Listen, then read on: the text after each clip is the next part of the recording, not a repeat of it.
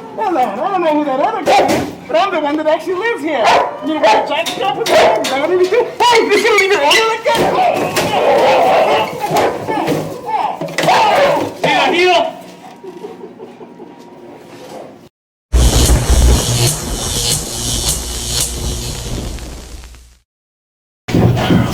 Hello folks, Mike DeBruzzo from Canine One Specialized Dog Training. I'm going to do a bit of a narrative in this video. Tell me if you like it, so I can explain a bit what's going on in our videos. Here we have Athena. The owner is putting her on a flat collar. That's 2-inch wide flat collar. We put it lower than all the other training collars, so she can pull on it and it will not run into her other training collars, and it won't hurt her trachea when we're doing protection training. Can you check on She's due to protection training, so what we're doing in this drill is something that she has seen a couple of times already, where one of the owners get roughed up by someone while she's being restrained. So we expose her to what aggression looks like, and we get to see what her natural reaction is going to be. So she's already worked up, recognizing what's going on. So then the owner lets her go. She runs, and it looks like that may have, if she didn't have a muzzle on, it may have been a single bite and then a return to the owner to make sure that she is okay. And we have the owners praise her up. When we start these exercises, we do have other videos on it. We just let the dog bark at an attacker. The dog stays restrained, and the attacker runs away. It begins to empower the dog before we start letting them go and letting them physically make contact with the attacker. This is very different than what you would do with a police dog that's more prey orientated and is more hunting bad guys and holding on to bad guys the same way they would a prey animal, and very different from sport work too, which relies more on the prey instincts of a dog. In this case, this dog has never bitten a bite sleeve or a suit. She's being trained for personal protection, which she's most suited for. We really rely more on the bond she has with the owners and her desire to stay with them and make sure that they're free from harm. So we don't really do much training to get that instinct out of them. The dogs, they naturally have it if they have the right genetics and they have the right bond with the owner. And you're going to see a little bit more of that over here. Her owners don't really know what's going on. We do these drills with the people in the class, and we tell them something to do. In this case, they had to go down in the basement and try to find the white hat and leave a different way that they came down. So what they have to focus on is not only keeping control with the dog and making sure the dog does not have a bad bite, but also they must keep up conversation with a bunch of strange people and maintain situational awareness to make sure that they are safe. So here, one of the owners is just putting her in a downstay, trying to figure out what's going on, while Carlos is coaxing the other owner to the other side of the room. And we allow the dogs to be aggressive if the owners say it's time to be aggressive, or if there is something that, if the owner is obviously being threatened by somebody else. Of course, the owners can override this by giving them a command. And what you'll see here is Carlos is going to be starting to get rough with Mom over there. And when he gets rough, Athena is going to go over there. Now, this is what you're going to see is cool, because Athena is mostly going to split. We see this a lot. Athena's a good girl. She's a pretty friendly dog. She's fairly social. She's not a loose cannon. She has good judgment. So she naturally escalates her aggression with the escalation of the agitator's aggression. So she will come over and physically put herself between the agitator and her mom without hitting the agitator with her muzzle. Once they start hitting with the muzzle, that's when you know at the very least that they're probably going to put their teeth on the person. You don't know how, it's hard to tell with the muzzle how hard they would bite or if they would bite. But if they tap with the muzzle, we assume at the very least they're going to put their teeth on the person. I think in both cases here. She doesn't hit the agitator with the muzzle. She just goes to diffuse what she doesn't like and splits in between. This is very similar to what you see at a dog park or something, when you will get dogs splitting other aggressive situations. This is all called splitting. And we like doing these drills because it's good for the owners to see what their dogs would do naturally and what to expect. It's better to do these things in these training situations before they have a barbecue and everyone's like wrestling with each other, and then their dog goes and bites someone. They weren't expecting the dog to do that. And we did not train the dog to do this. The dog gets 2 years old and we see what the dog does naturally. And the obedience is just for control, for us to override and guide the dog what to do at that point. So we did a lot of talking here, so we're cutting the video. We're communicating with the agitators. What's going to happen next in a bit over here is, because this class is to we're moving the dogs along with their confidence in the training, we're going to do another drill where Chris holds the dog on the flat collar and basically restrains her, and we're going to have the agitator Carlos just be more aggressive with the mom down the hallway, and he's going to swing things around. We're going to have the mom yell a little bit more, so she seems like she's in more danger, and you'll see an escalation in the aggression from Xena over here. She will make contact again with the agitator and follow him a bit into a room before she returns to her handler. So this just gives you a good idea of what early protection training looks like. It's not better or worse than sport training or police training. It's just different. We work on different instincts.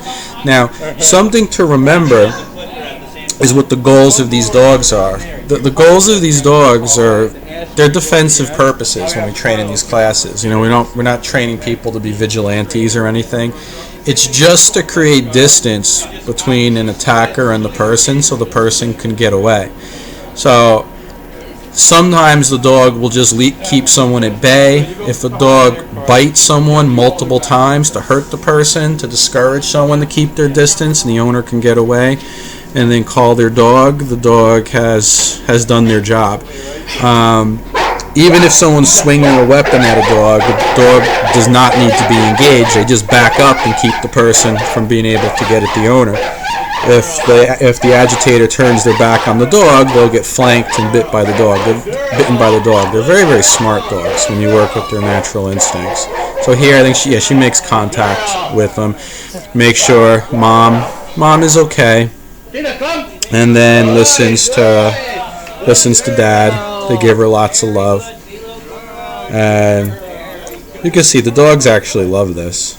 This is what they were bred to do. Oh, okay, here we have another dog here. This is Abby. She's a very cool dog. She was a pound puppy.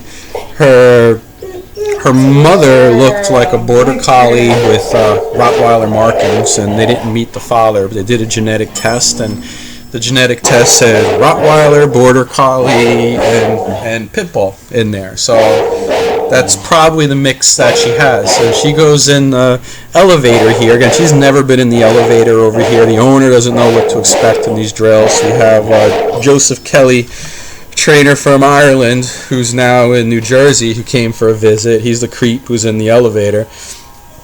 And this dog here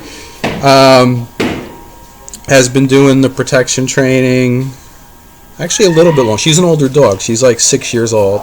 She sees me on the floor, and she likes me, so she's kissing me over there. But what you're going to see here is this dog is also going to be very defensive in nature. She's wagging her tail. She's just happy to be down here working with her mother. And this dog, for sure, will bite you if you do the wrong thing to mom. But she's a cool dog to watch, because you'll see she really does some nice minimal amount defensive behavior and keeps Carlos at bay over there.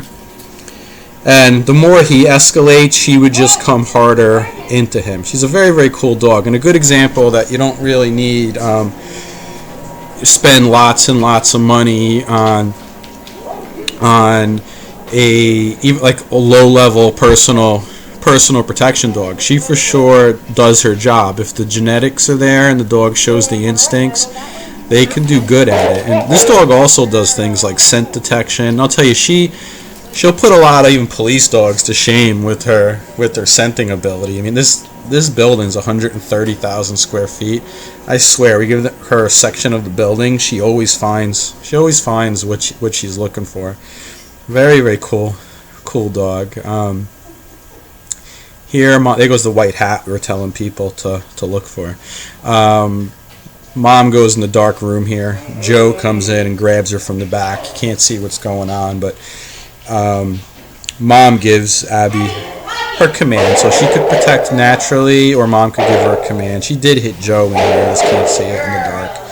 And Mom gets out, and she leaves the basement, up the staircase. And Abby loves it. She loves coming with her to work. Very cool dog.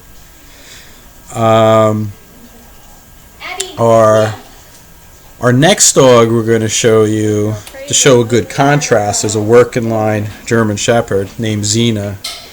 Xena has to be at least like 5. Now this is different. Now you're going to see her, she's coming right in the elevator and she's barking her head off. The other 2 dogs you saw, the barking was much more defensive when they barked. They were really concerned about protecting the owner. A lot of these working line dogs, they're really selectively bred to have high prey drives and like to fight and seek out fighting humans.